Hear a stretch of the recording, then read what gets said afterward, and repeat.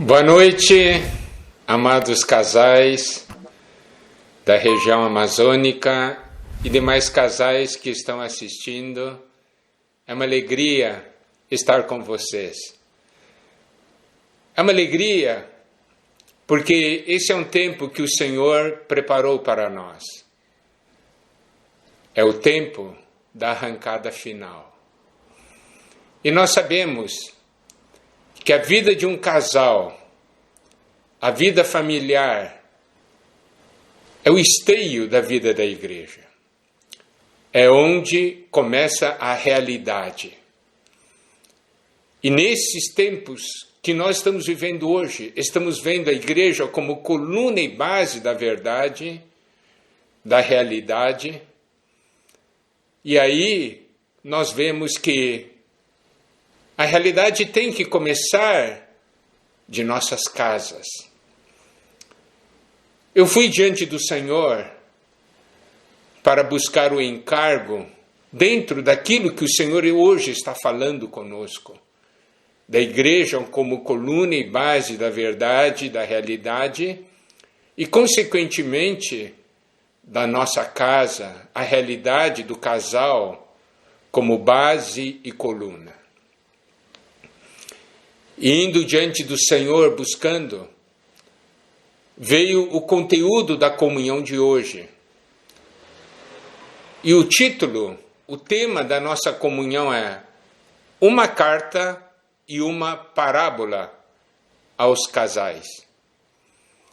Talvez vocês perguntem de onde veio esse título. Vem de duas porções da palavra. A primeira porção, as cartas às 7 igrejas no Apocalipse. Segunda porção, as parábolas, as 7 parábolas de Mateus 13. Você sabe, esse foi o encargo que o Senhor deu para mim. E eu fiquei maravilhado porque nesse último domingo, o irmão Pedro, quando estava liberando a palavra, ele exatamente tocou nesse ponto. E é claro, eu vou usar essa palavra aplicado para os casais. Isso é só mais uma confirmação do Espírito. Por que essas duas porções são importantes? Eu quero explicar para os irmãos. Porque nas cartas às igrejas no Apocalipse, o Senhor revela tudo que nós vamos passar. Os problemas que virão, as artimanhas do inimigo. Nós também temos ali as palavras de encorajamento, as palavras de correção, as palavras de direção. Então, dentro dessas cartas, nós temos tudo que nós precisamos para a nossa vida familiar. E na parte das parábolas, aquelas parábolas em Mateus 13 nos revelam a aparência do reino e a realidade do reino. Ali, muitas coisas nos são mostradas, coisas que são meramente aparências sem realidade, e nos mostram também os pontos que são realidade. E é isso que nós precisamos hoje, porque estamos falando da igreja como coluna e base da verdade, consequentemente, a nossa vida familiar como coluna e base da verdade. E meu encargo é de apresentar pontos básicos, fundamentais, para que desses pontos básicos, para que estes pontos básicos sejam um forte fundamento da nossa batalha, da nossa jornada para a vitória e o arrebatamento da nossa casa. Eu vou compartilhar muitos pontos importantes. São pontos que o casal deve levar à presença do Senhor. Você sabe Em 2 Timóteo capítulo 3, versículo 1, nos diz: sabe, porém isto, nos últimos dias sobrevirão tempos difíceis. Esses tempos difíceis, no original grego, são tempos preocupantes, perigosos, tempos ferozes, selvagens. E no meio disso tudo, daí diz, os homens serão, a partir do versículo 2, os homens serão isso. Mas o que é mais perigoso, porque ali diz egoístas, avarentos, tal, mas o mais perigoso está no capítulo 3, versículo 5, 2 Timóteo, diz dos homens, tendo forma de piedade, negando-lhe, entretanto, o poder. Isso quer dizer o quê? Tem somente aparência.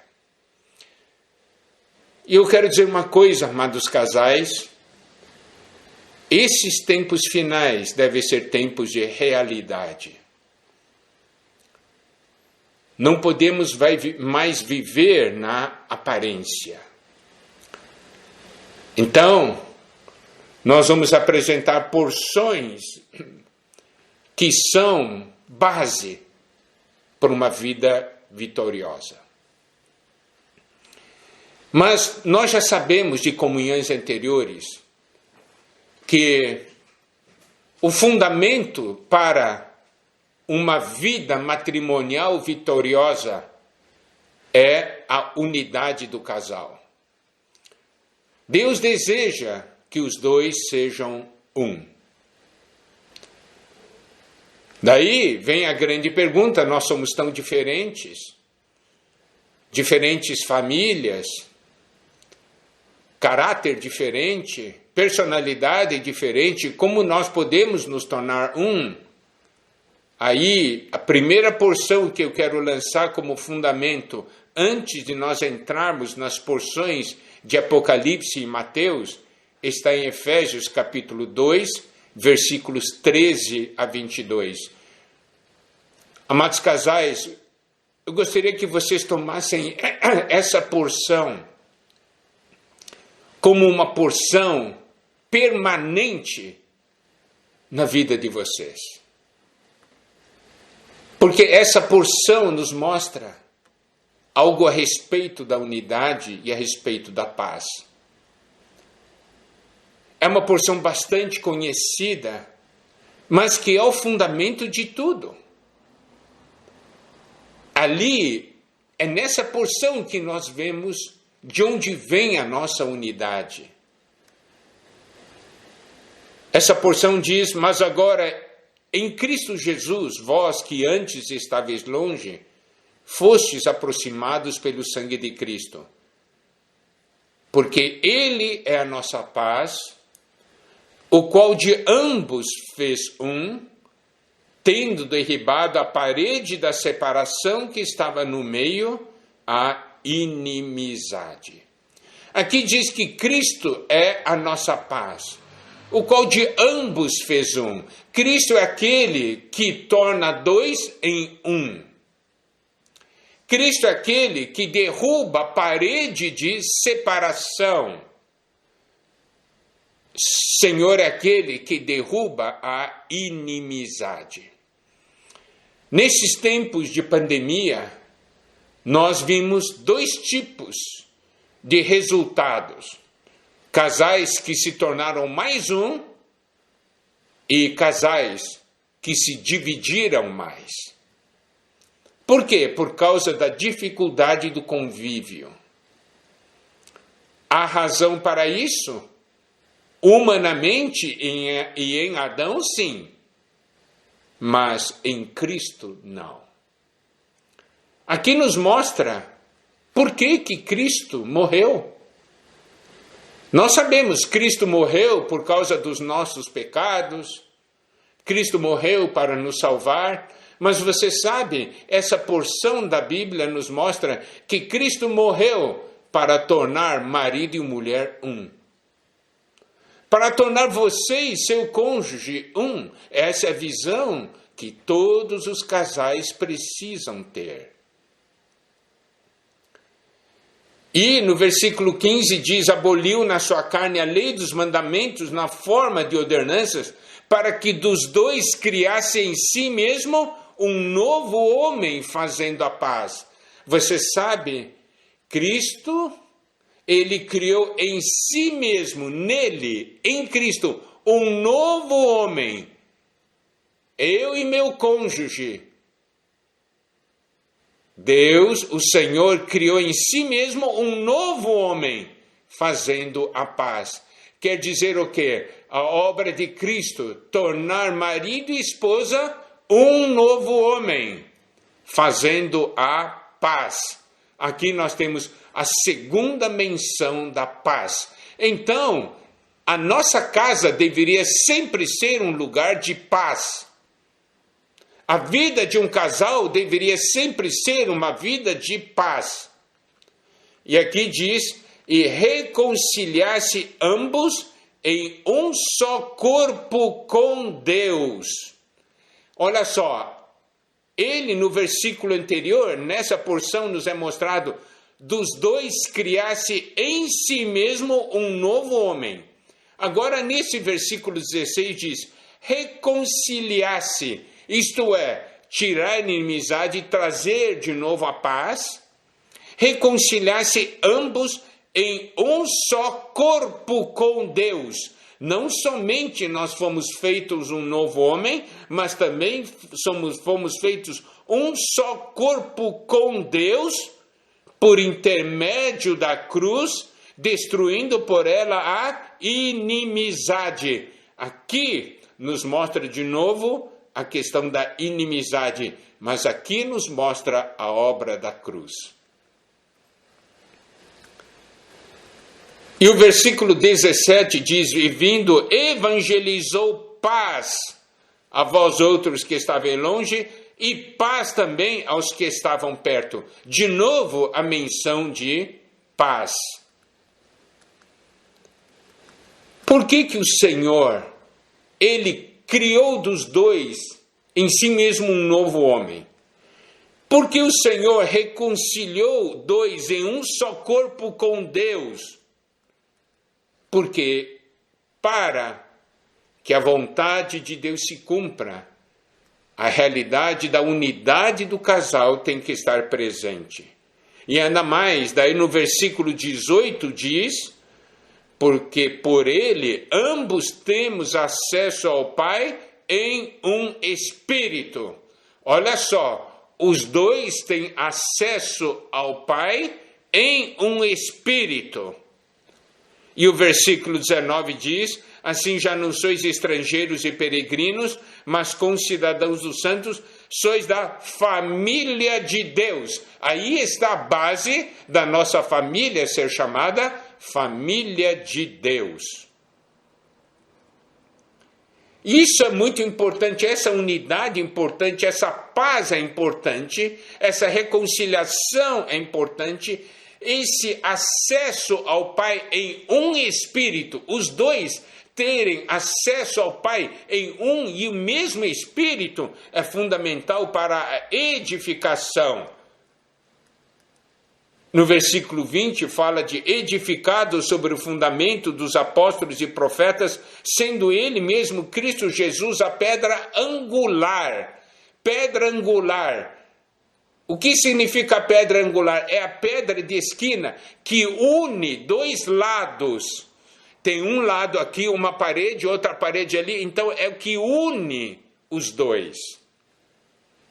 Daí diz: no qual todo edifício bem ajustado cresce para santuário dedicado ao Senhor. Então a nossa edificação, a edificação da nossa casa, é para que a nossa casa seja um santuário dedicado ao Senhor, no qual também vós juntamente estáis sendo edificados para a habitação de Deus no Espírito.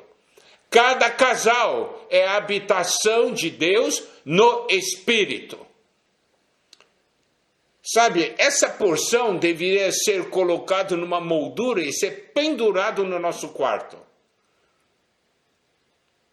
Isso é para que a gente nunca se esqueça de que toda obra de unidade e de edificação começa em nossa casa, começa com o casal. Então vocês podem perceber a importância que o casal tem hoje para Deus. Nós estávamos tendo um pouco de comunhão com os irmãos antes da nossa reunião começar. Nós estávamos falando o seguinte: hoje a função da igreja é viver a realidade. Já não é o tempo de grandes revelações da verdade, mas é o tempo de se viver a verdade. Porque essa verdade e realidade é que vai trazer o Senhor de volta. Aí nós podemos ver a importância de cada casal. Mas, isso aqui, então, essa é uma porção básica. Essa porção de Efésios 2, versículos 13 a 22. Eu quero mencionar um segundo ponto que é fundamental para a nossa vitória. Você sabe por que surgem muitos problemas em nossa casa? Porque nós não damos atenção e valor em coisas pequenas. A gente, não, isso não faz mal. Não, isso não faz mal. E o resultado é que os problemas surgem. Não, isso aqui é uma coisa muito pequena.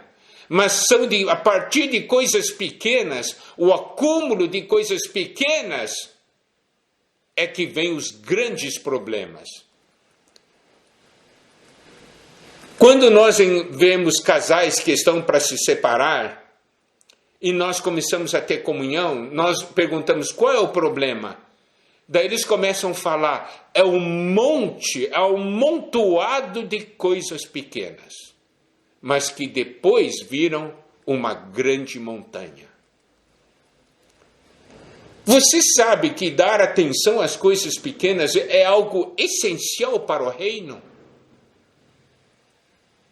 Sabe, na vida de um casal, tratamos com as coisas pequenas. Obedecer a Deus nas coisas pequenas é algo fundamental para a realidade do reino.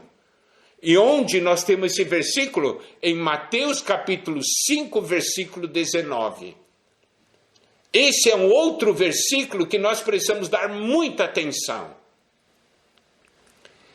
Esse versículo diz: aquele, pois, que violar um destes mandamentos, posto que dos menores, e assim ensinar aos homens, será considerado mínimo no reino dos céus.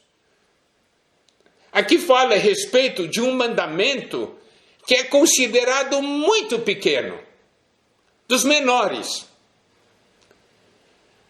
Então, muitas vezes, nas coisas pequenas da nossa vida, na palavra de Deus, nós não damos atenção. E aqui diz, violar um desses mandamentos, posto que dos menores, e assim ensinar aos homens. Significa, não, isso é coisa pequena. Eu falo para os outros, não, isso é coisa pequena, isso não faz mal você violar. Isso não precisa guardar, não, isso é coisa pequena. Daí vai ser considerado o mínimo. Preste atenção, aqui fala de violar o mandamento e assim ensinar aos homens. E o versículo continua, aquele, porém, que os observar e ensinar, esse mandamento pequeno, esse será considerado grande no reino dos céus.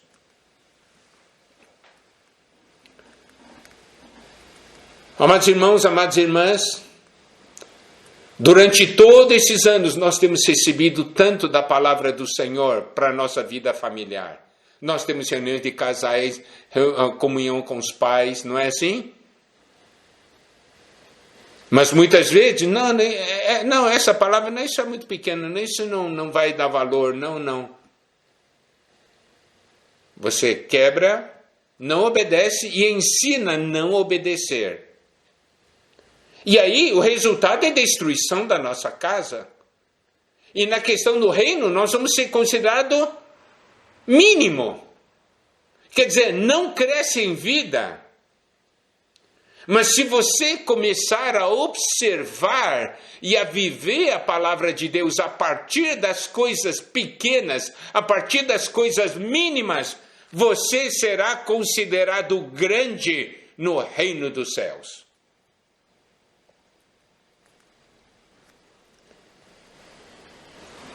Está vendo? Então, essas duas porções eu quero lançar como fundamentos, para que nós possamos avançar nesses tempos finais e Deus possa abençoar nossas casas. Nós vamos agora entrar nas cartas às igrejas em Apocalipse. Primeiramente, vamos ver algo da igreja em Éfeso e aplicar para a vida do casal. Aqui o Senhor diz, eu conheço as suas obras, está fazendo as coisas direitinho. Diz, não pode suportar homens maus. Muito bem, você não suporta homens maus, isso é muito positivo. Né? E ainda chega a testá-los e achar mentiroso, tudo. Tem perseverança, muito bom. Suporta provas por meu nome, tudo muito bem. Mas ele diz aqui, e não te deixaste esmorecer. Mas ele diz, tenho porém contra ti que abandonaste o teu primeiro amor. Esse é o início de toda queda. Esse é o início da decadência da vida familiar. Quando se abandona o amor ao Senhor, esse primeiro amor. Esse é o início da queda da vida familiar, da degradação em nossa família. Por quê? Porque quando o amor vai diminuindo, a distância vai aumentando. Isso vale para o casal, vale também para a nossa vida com Deus. E se não tem o amor a Deus, o amor do casal entre os dois, também passa a ter problemas. Por quê? Porque passa a ser um amor limitado. Quando nós desfrutamos o amor ilimitado de Deus, o amor entre os cônjuges também se torna ilimitado. Porque ali está o fundamento. Então, a primeira pergunta que nós devemos que devemos fazer hoje à noite para o casal é: como está o amor do casal para com o Senhor? É ou não é aquele primeiro amor? Se não for, a necessidade de ser restaurado. Porque o amor ao Senhor vai fazer com que haja amor em nossa casa. Isso é algo de grande importância.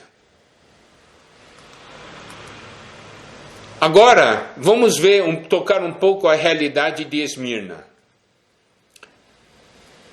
É uma situação de tribulação, é uma situação de sofrimento. É uma situação em que o inimigo, Satanás, está atacando. Isso não está acontecendo em muitas famílias. Mas nós temos aí as palavras do Senhor para sustentar. O Senhor diz assim: conheço a tua tribulação. O Senhor diz: não temas as coisas que tem de sofrer. O Senhor diz: você vai ser posto à prova, vocês serão postos à prova, vocês terão tribulação, mas por um número limitado de dias, que é necessário ser fiel até a morte para ganhar a coroa da vida. É a perseverança no meio das tribulações. Nós sabemos que as tribulações são causa de distanciamento de casais. Por exemplo, marido está com emprego, está ganhando bem, não tem tanto problema. Mas na hora que perde o emprego, começa a faltar dinheiro em casa, as brigas aumentam. As brigas vêm. A insatisfação. A questão é, nós estamos centrados no Senhor ou não? Aí nós podemos ver a importância da carta à igreja em Esmirna para a vida de um casal. Você sabe, a carta para cada igreja é a carta para o casal. Por quê? Porque a igreja é formada de casais. E isso é o que nós precisamos perceber. É a carta para a nossa casa. Porque a nossa casa é a miniatura da igreja. Daí nós vamos perceber a importância dessas cartas nas nossas vidas. Nessas cartas nós temos as respostas que nós necessitamos no dia a dia para tudo que nós passamos. Vamos agora dar uma olhada para a carta à igreja em Pérgamo e as lições. No versículo 13 de Apocalipse 2 diz: conheça o lugar em que habitas, onde está o trono de Satanás. Isso é verdade hoje. Hoje, nesse mundo que nós vivemos, nesse mundo não está o trono de Satanás. Na cidade onde nós vivemos, ali está ou não o trono de Satanás? Está. Nós vivemos onde Satanás habita, lá está o trono de Satanás. Mas daí, nesse momento, vemos a importância que diz: conservas o meu nome e não negaste a minha fé, ainda nos dias de Antipas, minha testemunha, meu fiel, o qual foi morto entre vós. Aqui nós podemos ver a importância, se nós queremos guardar a nossa casa, sabendo que nós moramos onde está o trono de Satanás, como nós vamos nos guardar e guardar os nossos filhos? É conservando o nome do Senhor e não negando a fé.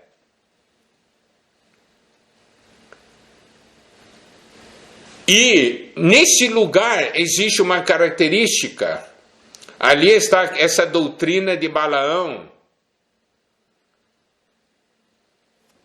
Em 2 Pedro 2,15 diz: abandonando o resto do caminho se extraviaram, seguindo pelo caminho de Balaão, filho de Beor, que amou o prêmio da injustiça.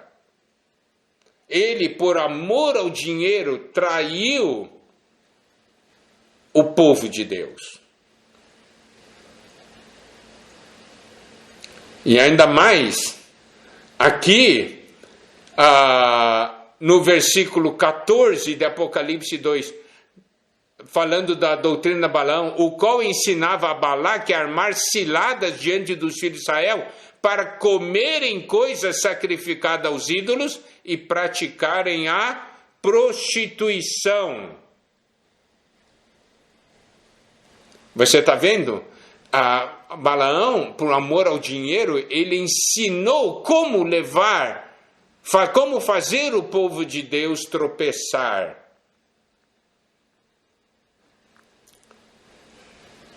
E aí, nós temos que ver. Será que por amor ao dinheiro, por amor à posição, à fama, nós estamos permitindo que essas coisas de idolatria, prostituição entrem em nossas casas? E aqui também tem a doutrina dos nicolaítas. O irmão Pedro, inclusive, falou nesse final de semana. Mas eu vou aplicar para o casal. A doutrina dos nicolaítas é a questão do clérigos e leigos, né? certo?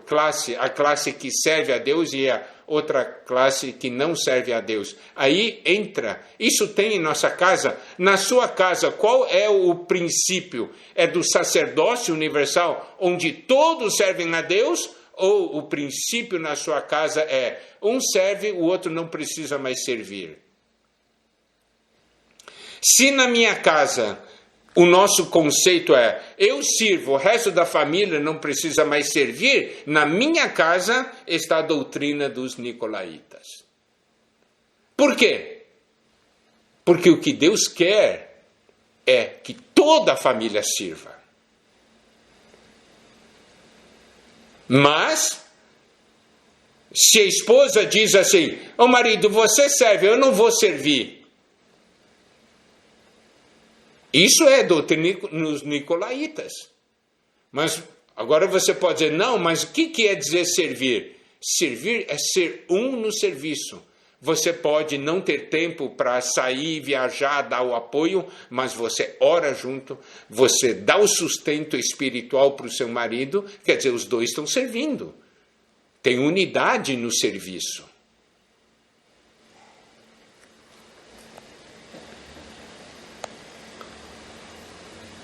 E a questão da igreja em Tiatira, o problema é tolerar a idolatria e prostituição. Está no versículo 20. Tenho, porém, contra ti o tolerares que essa mulher Jezabel, que a si mesmo se declara profetisa, não somente ensine, mas ainda seduza os meus servos a praticarem a prostituição e a comerem coisas sacrificadas aos ídolos. Isso quer dizer, as coisas do mundo entram em nossa casa, nós permitimos que se ensinem coisas contra Deus, se ensine a prostituição e idolatria em nossas casas. Nós toleramos isso. E hoje nós sabemos que tudo isso vem por meio da mídia. Nós toleramos isso em nossa casa, que a mídia ensine isso para os nossos filhos.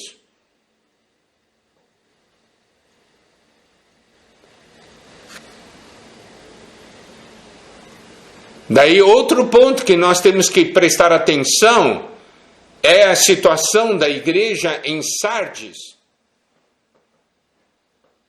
Qual que é o problema da igreja em Sardes? Conheço as tuas obras, que tens nome de que vives e está morto. Tem um nome de que está vivo, mas está morto. Nós sabemos a nossa condição. Nós, como casal, estamos vivos ou estamos mortos?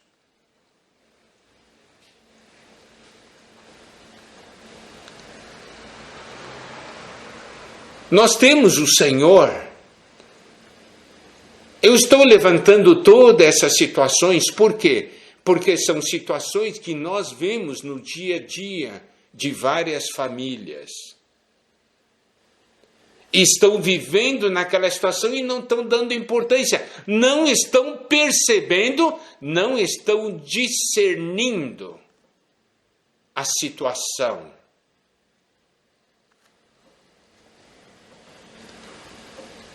Louvado seja o Senhor, porque há igreja em Filadélfia. Aqueles que têm pouca força, guardam a palavra, não negam o nome do Senhor, guardam a palavra da perseverança, e aí tem a promessa, o Senhor vai guardar da hora da provação, isto é, vai ter o arrebatamento. E não permitir que ninguém tome a coroa. A coroa da nossa família. Não permitir que ninguém tome. E a situação da igreja em Laodiceia, que é a mornidão. Sabe, todos esses pontos são pontos que nós devemos frequentemente levar diante do Senhor. Todos esses pontos das 7 igrejas, nós devemos levar como casal à presença do Senhor diante do trono de Deus. Isso, se nós dermos atenção a isso, qual vai ser o resultado? É Apocalipse 4, versículos 1 e 2. Depois dessas coisas olhei, e eis não somente uma porta aberta no céu, como também a primeira voz que ouvi, como de trombeta ao falar comigo, dizendo, sobe para aqui, te mostrarei o que deve acontecer depois dessas coisas. Imediatamente eu me achei em espírito, e eis armado no céu um trono, e no trono alguém sentado. Se nós vamos frequentemente diante do Senhor com esses pontos, nós teremos uma porta aberta no céu, nós subiremos e nós veremos um trono e veremos alguém sentado no trono. Esse é o resultado. Por quê? Porque nós prestamos atenção a essas palavras que o Senhor falou. Eu digo que isso é muito importante, por quê? Porque essa é uma porção em que o Espírito está falando. Quem tem ouvidos, ouça o que o Espírito diz às igrejas. Quem tem ouvidos, ouça o que o Espírito diz aos casais. Amados casais, Deus está falando. Sabe, no meio da palavra profética está a palavra para todos os casais. Está a palavra para a salvação da nossa família. Mas nós precisamos ter um coração, uma abertura para o Senhor. Senhor, eu quero conhecer, eu quero compreender o que você está falando. Sabe qual é a minha preocupação hoje? É que uma boa parte dos irmãos não entendem o que o Senhor está falando hoje. Por que não entendem o que o Senhor está falando hoje? Porque não tem o coração de busca. E aí, nós vamos entrar nas parábolas. Essa é a conexão com as parábolas. Em Mateus 13:10, diz, então se aproximaram os discípulos e lhe perguntaram, por que lhes fala por parábolas? Senhor, por que você não fala diretamente, com todos os detalhes? Por que você fala por parábolas? Em Mateus 13, 14 a 17, o Senhor diz por quê. De sorte que nele se cumpre a profecia de Isaías. Ouvireis com os ouvidos e de nenhum modo entendereis. Vereis com os olhos e de nenhum modo percebereis. Porque o coração deste povo está endurecido, de mau grado ouviram com os ouvidos e fecharam os olhos, para não suceder que vejam com os olhos, ouçam com os ouvidos, entendam com o coração, se convertam e sejam por mim curados. Então o Senhor aqui respondeu, eu falo por parábolas, por quê? Porque falando por parábolas, o coração de todos é testado.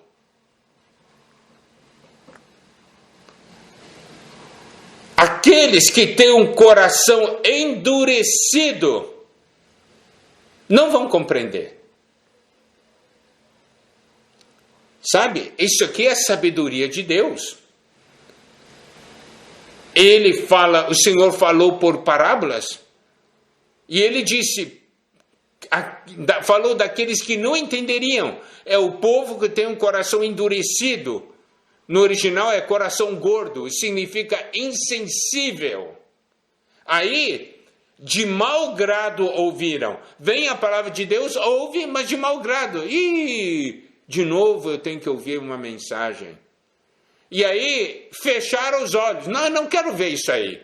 Eu não tenho interesse em ver. Isso quer dizer o quê? Não apreciam.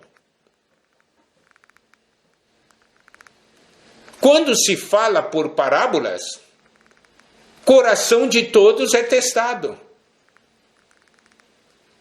Daí o Senhor falou no versículo 16 de Mateus 13, bem-aventurados, porém, os vossos olhos porque veem e os vossos ouvidos porque ouvem. Agora, eu quero aplicar isso aí para o casal. Eu quero perguntar a vocês, amados casais, quando o Senhor fala dentro dessa palavra profética, vocês estão compreendendo a palavra profética? Vocês estão vendo e ouvindo ou não? Estão aplicando para suas vidas ou não?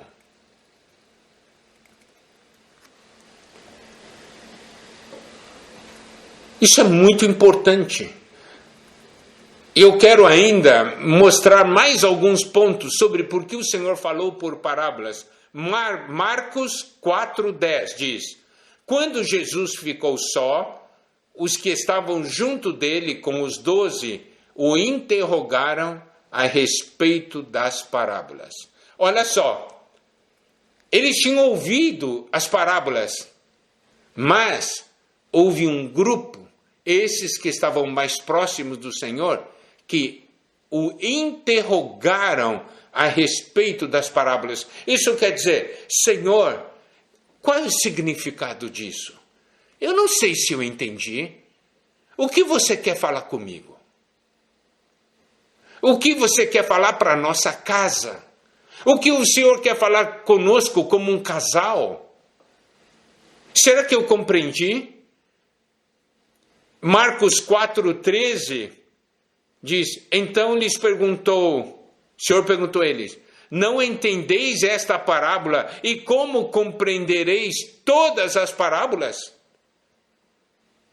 O Senhor sabia que mesmo os discípulos não tinham entendido, mas, preste atenção, os discípulos foram perguntar ao Senhor. Nós perguntamos ao Senhor, nós buscamos, aí que mostra como está o nosso coração. Eu ouvi, tudo bem, acho que eu compreendi. Compreendeu mesmo? Buscou diante do Senhor?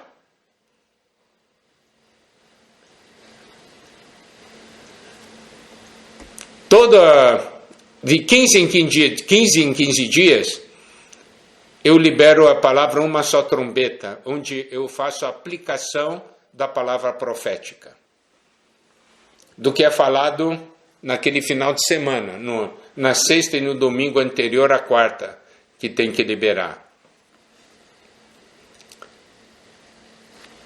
Sabe, eu escuto e eu tenho que ir diante de Deus. Senhor, o que quer dizer isso? Eu compreendi tudo o que foi falado. Mas o que quer dizer isso? Como isso vai impactar a minha vida? Como isso vai mudar a minha visão? Então, depois que eu ouço o que o Esdras e o Pedro diz, eu vou diante do Senhor. Senhor, o que quer dizer isso? E o Senhor fala todas as vezes. E é desse falar que sai uma só trombeta.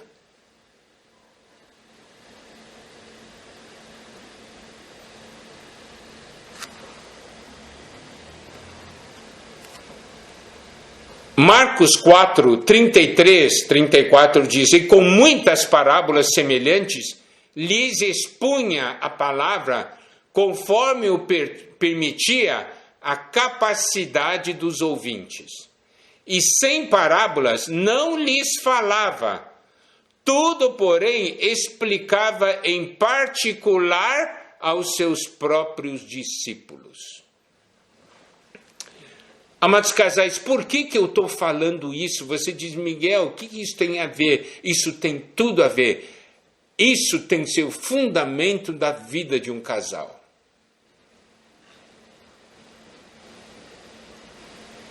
Se não tinha, precisa ter. É buscar o Senhor dentro da palavra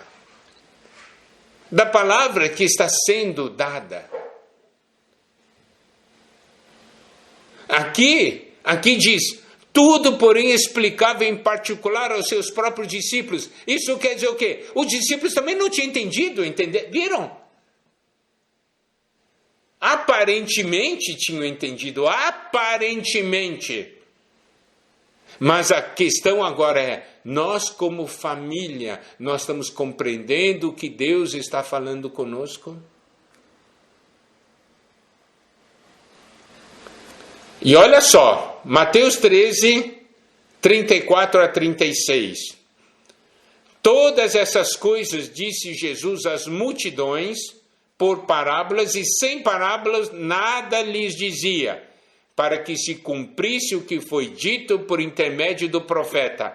Abrirei em parábolas a minha boca, publicarei coisas ocultas desde a criação do mundo. O Senhor está abrindo as coisas ocultas para nós, essa geração final. Para nós, os casais que estamos vivendo nessa época do fim.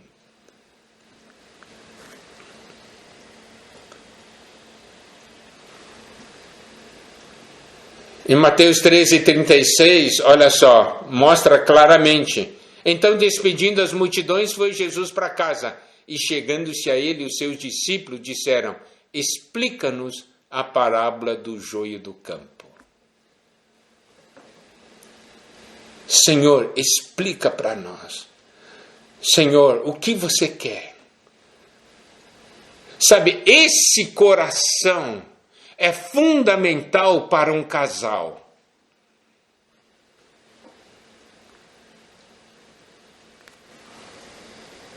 E agora, nós vamos entrar nas 7 parábolas. E dessas parábolas nós vamos extrair lições.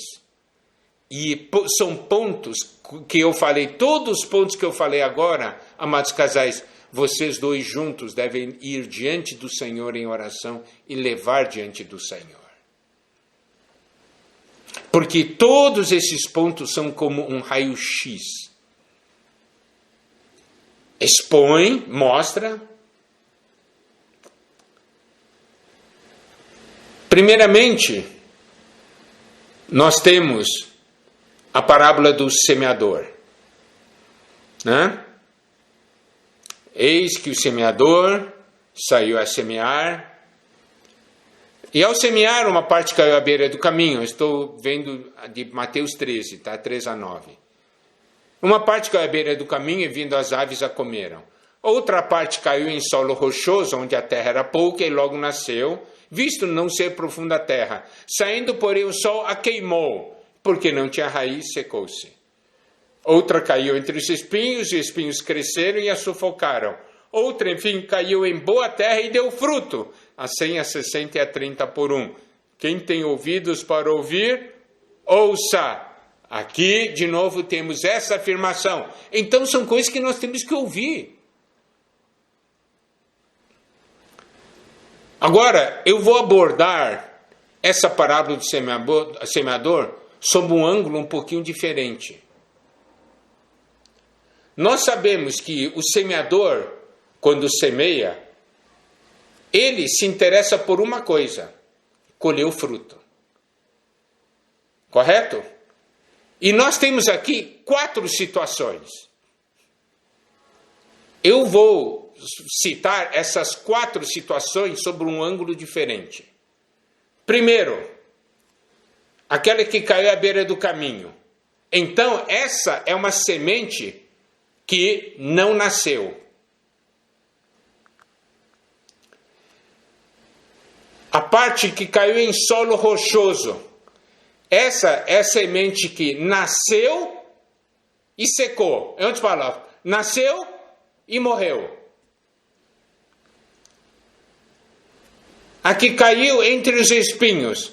Nasceu cresceu, mas não deu fruto. Você pode ver, aqui tem vários estágios. E o último, que é boa terra, nasceu, cresceu e deu fruto. Está vendo? Então são 4 condições. A palavra foi semeada. Nasceu? Não nasceu. Então tem que melhorar. Oba, nasceu. Mas nasceu e morreu. Daí outro. Nasceu. Cresceu. Uau, bom demais.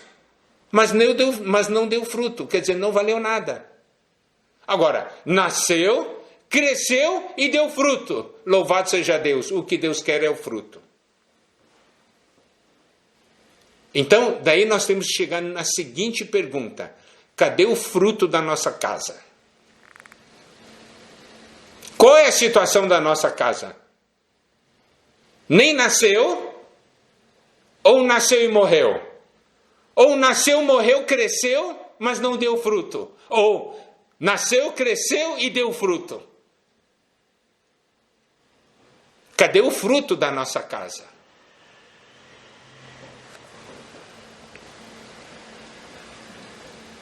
Essa é a primeira parábola.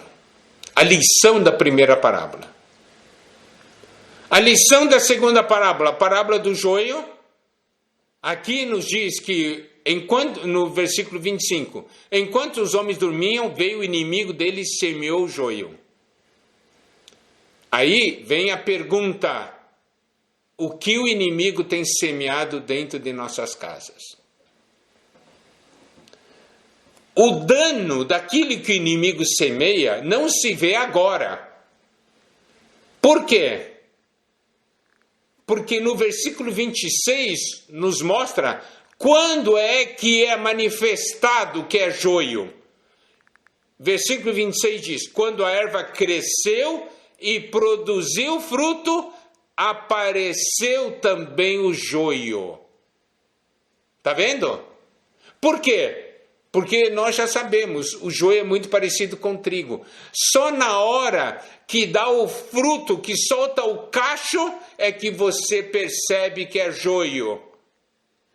Então, o que o inimigo tem semeado em nossa casa, nós não vamos perceber nada agora. Você pode achar, mas é coisa boa. Mas na hora que surgiu o fruto, esse fruto que só tem aparência, esse fruto que tem veneno, já é tarde. O que o inimigo tem semeado em nossa casa. Parábola do grão de mostarda. Nós sabemos, né? Mostarda é uma hortaliça. Mas ele virou uma grande árvore. Quer dizer, mudou a natureza. O que o Senhor plantou mudou de natureza, a tal ponto que agora o inimigo vem, os pássaros vêm aninhar nos seus ramos. A natureza da nossa casa mudou ou não? A natureza do nosso relacionamento mudou ou não? Como nós éramos no início, amando o Senhor, puro e simples, hoje, será que nós nos tornamos agora uma grande árvore, que até o inimigo tem lugar em nossa casa?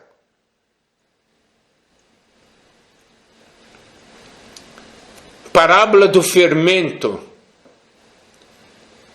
Fermento é pouquinha coisa você coloca, mas leveda toda a massa. Fermento entrou em nossa casa ou não?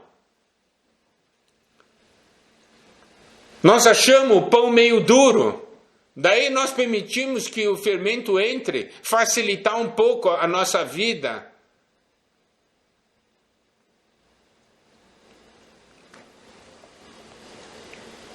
Tudo isso está ligado à aparência e realidade.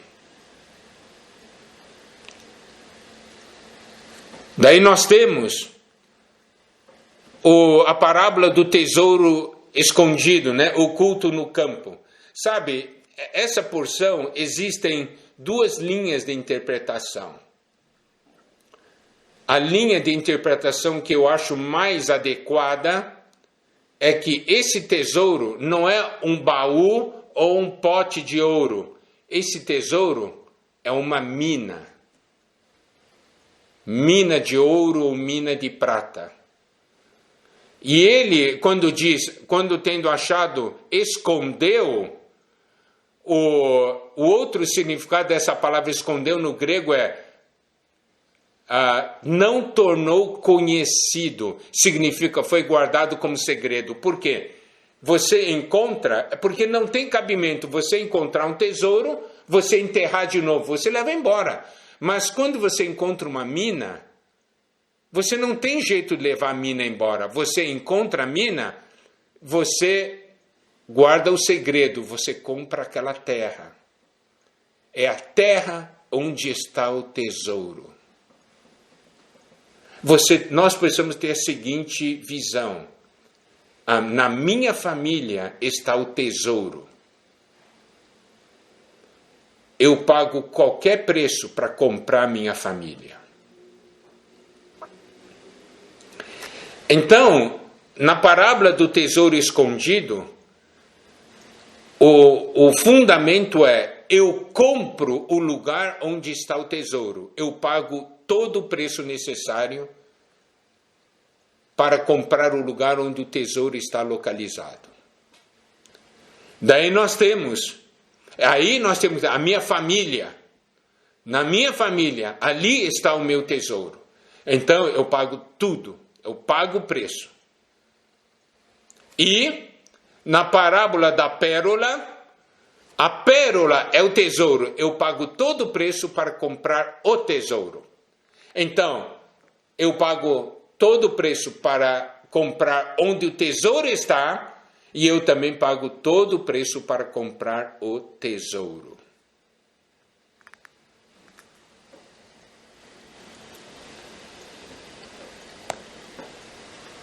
Aí nós temos a parábola da rede.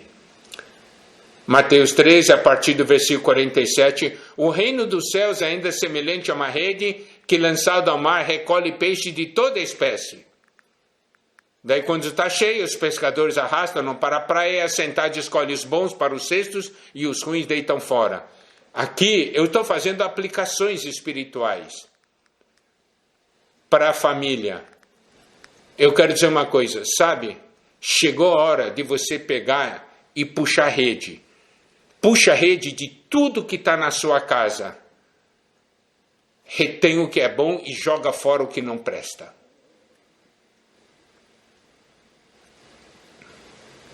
É o princípio que está aqui. Escolhem os bons para os cestos e os ruins deitam fora. Então aqui nós temos 7 parábolas, 7 lições importantes. Se nós levarmos isso diante do Senhor, nós seremos muito abençoados. Agora, nós vamos na parte final. Mateus 13, versículos 51 e 52. Essa palavra de conclusão é muito importante, amados casais, para a realidade da vida espiritual, para a realidade espiritual em nossas vidas. O Senhor, depois de ter falado as 7 parábolas, o Senhor diz assim no versículo 51, entendestes todas essas coisas? Olha só, o Senhor perguntou para os discípulos, vocês entenderam? Responderam-lhe, sim. Agora eu faço a pergunta para vocês, amados irmãos, vocês acham que eles entenderam? Mas eles falaram, sim, entendemos. Bom, o Senhor não entrou na questão, tá? Mas o Senhor acrescentou algo que é de grande importância. Então ele disse, por isso, todo escriba versado no reino dos céus é semelhante a um pai de família que tira do seu depósito coisas novas e coisas velhas. Então aqui o Senhor mostra primeiramente uma coisa. Nós precisamos primeiro conhecer, compreender o reino dos céus. Ele fala, todo escriba versado no reino dos céus. Tá? Esse é o primeiro aspecto. Eu tenho que compreender a respeito do reino. Se eu compreendo a respeito do reino, eu devo, então, a partir desse momento, dispensar a outros. Daí, eu me torno um pai de família. Está vendo? De escriba para pai. De escriba na questão da compreensão e como um pai na dispensação.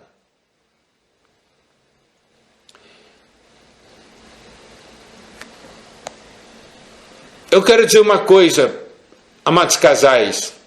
Deus tem investido em vocês durante muitos anos. Eu acho que todos vocês são já escribas. Pelo menos uma boa parte. Mas chegou o momento de sermos esse pai de família. Tem que tirar e aplicar e usar para proveito de todos. E aqui diz, tira do seu depósito coisas novas e coisas velhas. Essa questão de coisa nova e velha é só uma questão do tempo. Coisa velha é a coisa mais antiga, a que já recebeu há mais tempo. E coisa nova, o que foi recebido recentemente. Então, é o momento, sabe, esse momento que estamos vivendo, amados casais, é o momento de nós pegarmos tudo que o Senhor depositou em nós e começarmos a dispensar uns aos outros.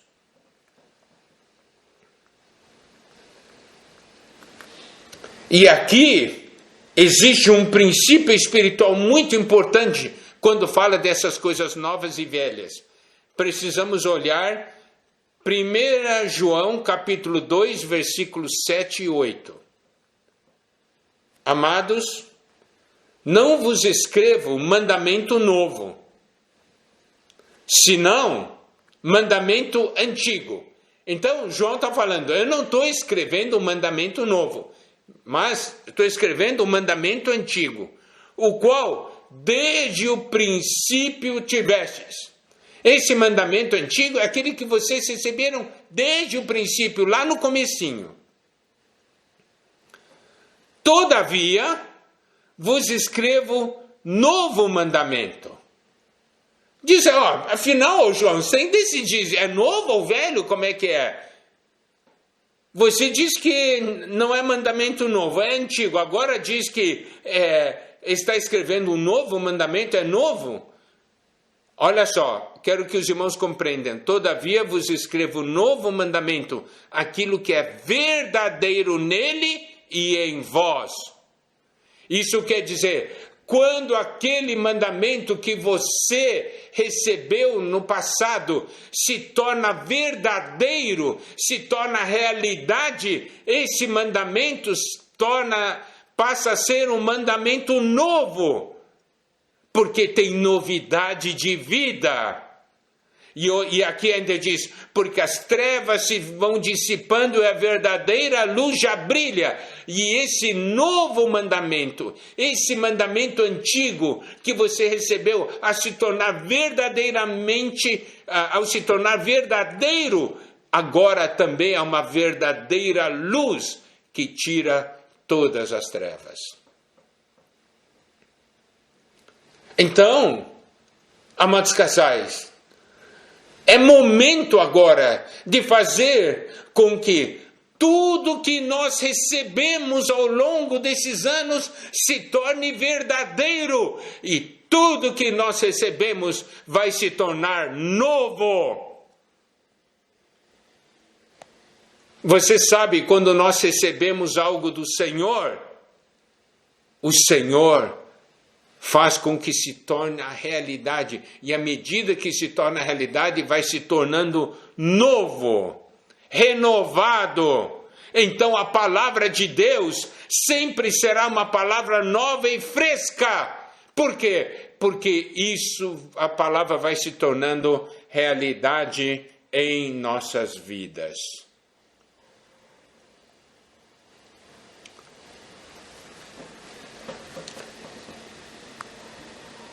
Nossa vida está nas mãos do Senhor. E eu quero concluir com uma porção do livro de Jó, que fala como que o Senhor cuida de nós. Nossa vida está nas mãos dele. Jó, capítulo 1, versículo 9, Satanás fala para o Senhor: porventura Jó debalde teme a Deus? Acaso não o cercaste com sebe a ele, a sua casa e a tudo quanto tem? Daí ele fala para Deus, Deus se tira dele, tal. Mas aqui mostra 3 coisas: ele, sua casa e tudo quanto tem. Tudo isso está nas mãos de Deus. Você, sua casa e tudo que você tem. Sem permissão de Deus, ninguém tocará em você. Se foi tocado, foi com a permissão de Deus. Eu estou usando isso para concluir, para que nós tenhamos uma visão grande, maior, ampla a respeito da nossa vida. A minha pessoa, a minha casa e tudo quanto tenho. 3 itens. E quando Satanás foi pedir permissão de Deus, Deus deu autorização para ele mexer em 2. Na primeira parte, o que ele tinha e a sua casa. E aí, quando de novo Satanás veio, daí Deus permitiu que tocasse nele. Está vendo? Então, eu estou falando isso para dizer que nós somos do Senhor, nossa vida está nas mãos dele. O Senhor é aquele que cuida de nós. Mas ele vai permitir que nós passemos por situações. Nada fora do controle dele. E ele é aquele que nos sustenta e nos dá vida. Amém? Espero que todos esses princípios possam ajudá-los a avançar nesses tempos difíceis. Possamos todos juntos, cada casal e suas famílias, chegarmos juntos ao reino. Que o Senhor abençoe a todos.